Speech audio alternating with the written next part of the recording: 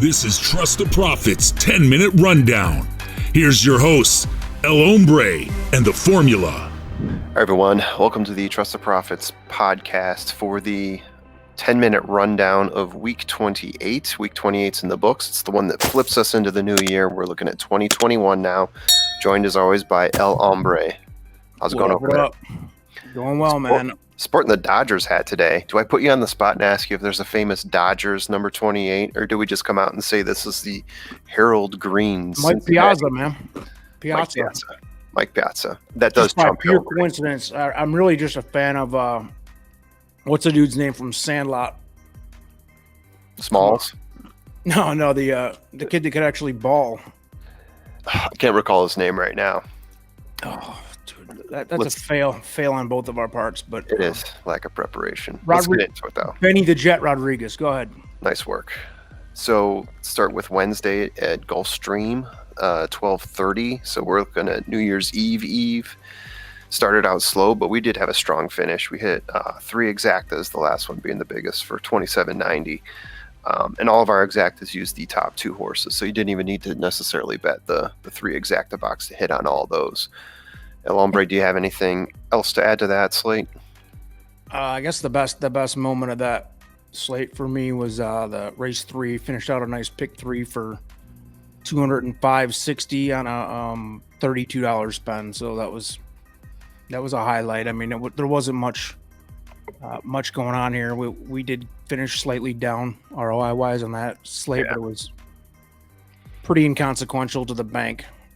We had a few hits. So if you hit those and managed to avoid a few others, you probably made out well. If you played the whole slate, it was a small loss there.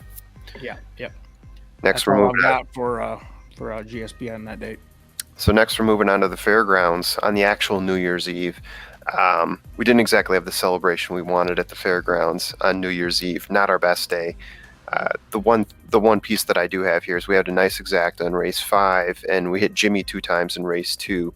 That was a $15 payout for a win. Other than that, not our best slate. And I know, like a lot of people, late scratches killed us, and this is why we usually send out our slates with about 30 minutes to go before race time, because we want to get all those scratches and get the best slate out possible. And because of that, we missed a few opportunities, right? Yeah, there was actually, we kind of argued a little bit back and forth, not argued, but discussed back and forth how to approach this, because we had, I would say probably 5 or 6 key horses in 2 or 3 different races that really changed the game due to late scratches, because the fairgrounds looked like a soup bowl. It was soaking wet at Touffet. Yes, it was gnarly track conditions, so a lot of trainers, owners, whoever pulled their horses out in droves. And the problem was for us is that after the adjustments of the late scratches, we hammered some major wins, and we couldn't even claim them to the guys the premium members, because it wasn't sent out the way that that our numbers actually showed, because it was sent out pre those late scratches. So what can you do about it? We did hit a $9,700 pick 5, the early pick 5, and $2,000 early pick 4, $1,200, $1,281 on the mid slate pick 4. But again, we're not even what can you do about it? Flag that up. It was just unfortunate that it came down to that, and no excuses, but it is what it is. So that was going to make it a really nice New Year's Eve celebration, but also I was diagnosed with COVID on that day, so it wasn't a great day for me all around. Which, what are you gonna do? Exactly. Get well soon. Yeah, working on it. We did flip the calendar, threw away the old one, got the new one. GSP was on Friday, the 1st of January, 2021. For exactas, which is my major thing, right? It was a bit of a slow day. We did hit a $20 one. We hit one, I think it was maybe like 11. But it was mostly wins that we celebrated on this day, right? Yeah, we had four wins. Managed to come out up about 10% on the ROI that day. Really, again, just kind of a break even a break-even feel on that day. The exactas were slightly down, wins were slightly up. No major news to report on exotics, but it does seem like since we turned the calendar, that wins have been coming on stronger. Even when we don't pick the winner, our top choice has been right there on what seems like every race. So yeah, we're getting pretty close. The formula's doing something right, at least, right? Yeah. I mean, it's been a down couple of slates to start 2021, but exacta wise, but win wise, we've been up. So it's interesting how that's kind of shifted on us, but we'll see. Other than that, that's all I've got for the New Year's Day slate. So. Right. And then we move on. We had 9 races at Santa Anita, including a couple pretty high-profile races, including Life is Good coming out ahead as the winner in that race as it makes its eventual march on to Kentucky Derby, assuming all goes well. It's been my number 1 horse for the past 2 months now, I believe, and I think it was your number 2. Yes. Made it look easy, didn't he? Made it look easy. Made you think that maybe that is the Baffert horse that will be the contender this year. Other than that, though, pretty awesome. Yeah, we're weak on exactas. We're expecting to bounce back this upcoming week on that. Another good day for W's, and we put in some enhancements in our formula for picking W's as well as exactas for that matter. So we're expecting to see some positive changes in this upcoming week. But anything else to add for Santa Anita? No, 4 wins out of 9, like you said. Plus 40% roughly ROI on wins, down again on exacta boxes. But I mean, it balanced itself out pretty good.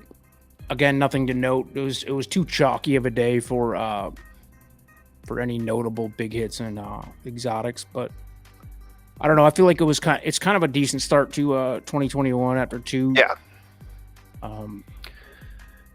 Kind of a slow start. I mean, nothing real exciting to report back, unfortunately. But again, nothing tragic either. We're not sitting here waving the flag saying that we suck or anything crazy either. But I don't know. Exactly.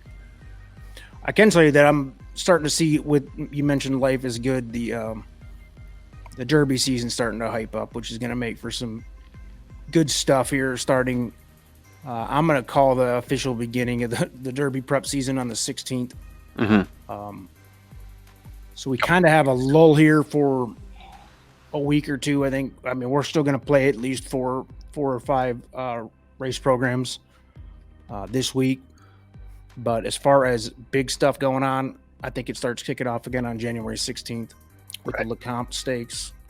And then to follow that, the following weekend, it seems like everybody starts having their the first line of Derby prep races, and then it goes nuts from there, as you know. Yeah, that's right. I mean, when we looked at this weekend, we didn't see a whole lot of interest. The one big slate that we picked out was Santa Anita on Saturday. They had Las Ciénegas Stakes. That was one of the big ones. So that's really the only one that we felt any sort of conviction towards picking, but it's a pretty slow week here.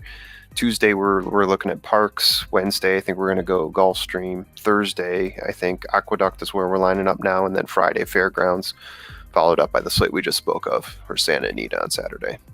Yeah, so we'll hit all the big tracks. We try to hit one per day if we can. And it looks like this is one of those weeks where we can probably spread it out to four different tracks for the premium weekend, which works out well. Yeah.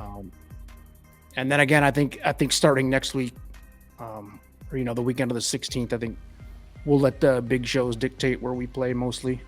Absolutely, yeah.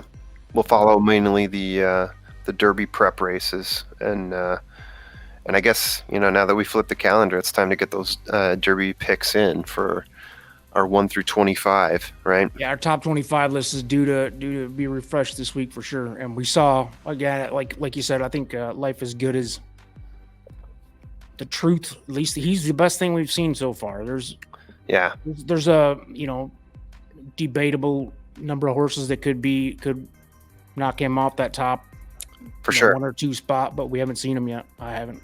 Mutasabek had a pretty decent comeback, I would say, on Saturday as well. So probably been on the radar.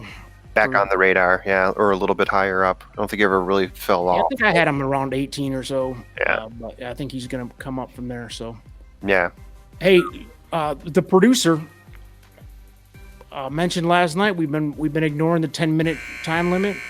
We're right on. He was joking with me about it, but it's 10 minutes right now. So let's call it good. It was kind of a wrap it up. Yeah, let's do it. It was kind of a no consequence week. We're gonna have a big week this week coming up for 29. So that's right. All right, that's it. Peace. See ya.